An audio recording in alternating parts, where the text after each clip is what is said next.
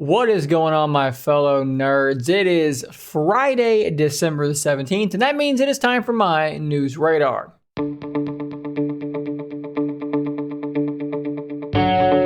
Let's start off this episode talking about one of the strangest looking folding phones I've seen in a while. Huawei, of course, is a very large company, even though their impact here in the United States isn't very big due to the fact that they can't use the Play Store and so forth, Google apps. You know the things people use on their Android phones.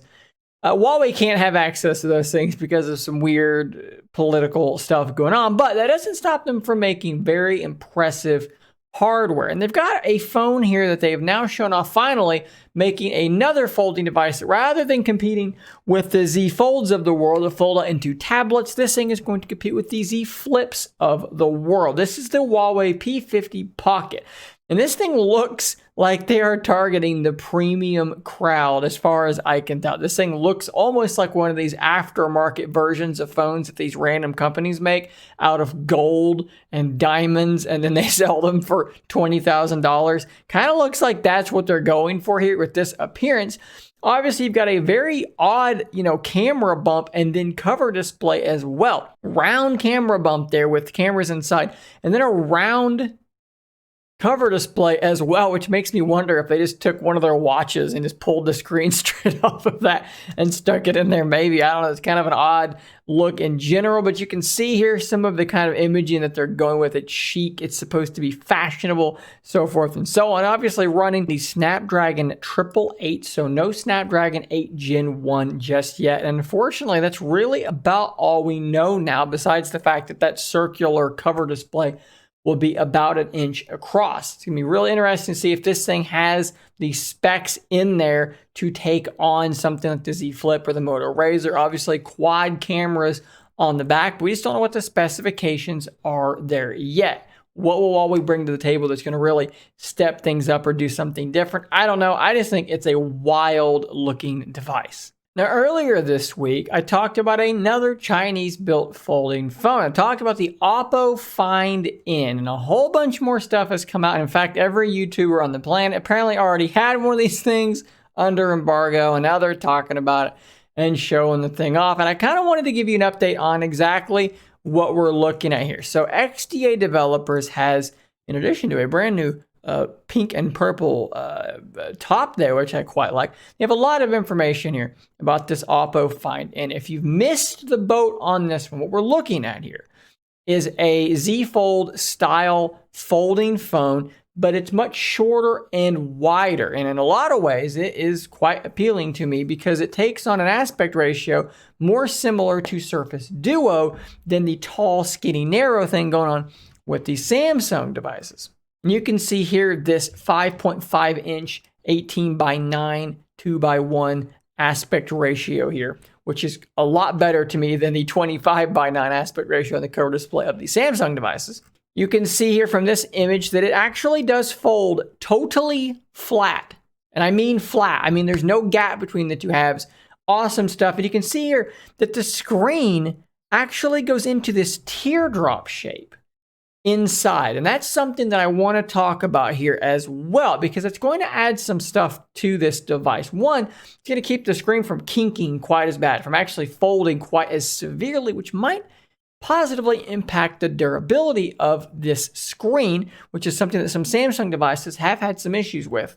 And it's also going to affect the crease, which is something that has been extremely controversial. And we're going to double back around to that here in just a moment. But let's kind of wrap this thing up real quick on the specs. It's actually got a larger battery than in the Z Fold devices at 4,500 milliamp hours, charging at 33 watts, which is quite solid. Triple camera setup is a 50 megapixel primary sensor, 16 megapixel ultra wide, and a 13 megapixel telephoto, which look to be okay there. Apparently not incredible, but they're going to work relatively well. It's 32 megapixel selfie sensors, either camera you're looking at. Snapdragon 888 instead of the Snapdragon 8 Gen 1. And then last but not least, if you actually translate the price over to US money dollars, you're looking at $1,200, which is cheaper to what Samsung is doing. But let's talk about that crease, because the video that I made on Monday talked about hey, does this thing have a visible crease? And some people now are saying, oh, the crease is just as bad as Samsung. Some people are saying, no, the crease is actually really, really good. I think the truth is somewhere in between. I'm just going to use a tweet that I sent responding to someone. This first video here is from Linus Tech Tips, and he was actually making the point that the crease down the middle, that valley, was less noticeable to him on the Oppo device than on the Samsung device. And I think that's clear as day. He was trying to angle them so that the light was hitting them both. And what you see here is you see one deep crease here, one deep valley.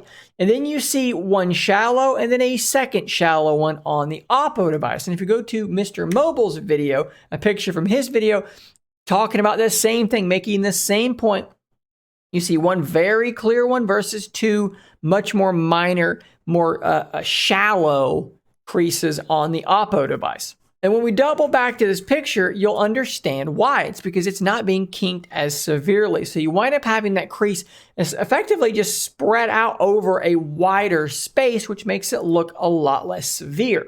Now, that doesn't mean the crease is not there. It is there. It's just not as bad as far as I'm concerned. Now, you're going to see some people, they're going to post pictures where they're trying to, make it look as bad as they can, but it just depends on the angle. And when you put them side by side, I tend to think it looks considerably, significantly better. And then you put the size of this device up against other normal devices, and what you have, to me, is a device that is wider than the average device, a wider aspect ratio, more Duo-like, more one-handable, but then it can fold out and be a reasonably large tablet, which is effectively the aspect ratio, kind of Surface Duo when opened up. Now, what I'm not telling you here is that I think that this thing is a folding OLED version of Surface Duo. I'm not, because I don't think that's true at all. I think that fundamentally, two screens will always be different than one folding screen. It's the ultra wide versus dual monitor. I've said this a million times and I won't bang on about it too much longer, but I will say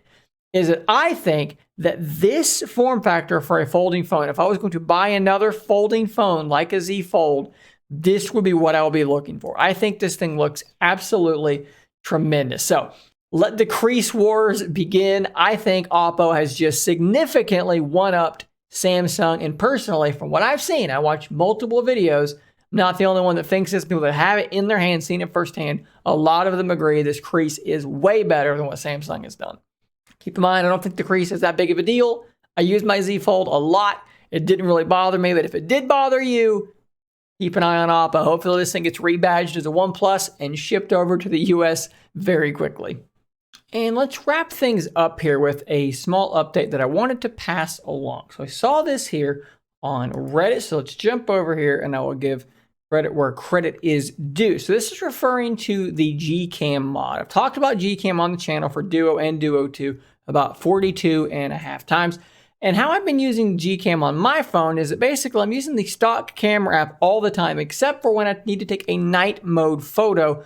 And then I'm going to switch over to GCAM and use the night sight version. And it is 50 times better than what we get on the stock software. If you don't know what I'm talking about, I guess I'll drop a link down below that like button for you to check it out and see exactly what I mean. But this right here is a much more recent build of GCAM than what I was telling you guys to use.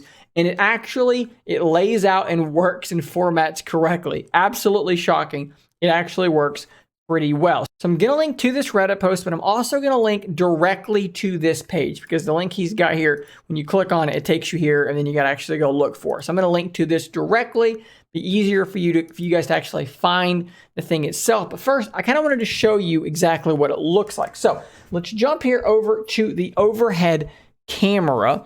And let's open up my Surface Duo and let's do this. So this is the stock camera, obviously. So you've got your ultra wide, your standard, and then your telephoto, and then you've got your different modes down here. Looks pretty normal. With this new GCAM port, there's some advantages and there are some disadvantages. So you'll see here that you still have a 1x and a 2x, but the problem is the 2x is not actually using the telephoto lens. It's just digitally cropping in. This does not know about your other lenses, so they're just not going to work properly. But what you will see here is that the layout is correct. A lot of these GCAM ports, the shutter button's up here in the middle of the screen. The settings up here are off the screen completely. Just not very good at all. But with this, it actually works really well, and night sight is there, and that's kind of what I intend still to use this thing for. Portrait mode is there as well, but I think the stock portrait mode's better. I think that the camera itself in daylight, the results are really, really similar. And honestly, for me, I'm going to continue using the stock camera app for daylight photos because I think that they look just as good, and oftentimes they look better. But in night sight, download this GCAM port, install, and use this for night sight. It is, like I've said before, a million times better. So thanks to Mr. Dale Y. Ross on Reddit for posting that one. It's a great find. There's so many ports to go through. It's crazy that he was able to actually discover that one works. Maybe he's just installing all of them as they come out, and maybe he just got lucky. I don't know, but either way, great job for tracking that down. It's a great port for sure.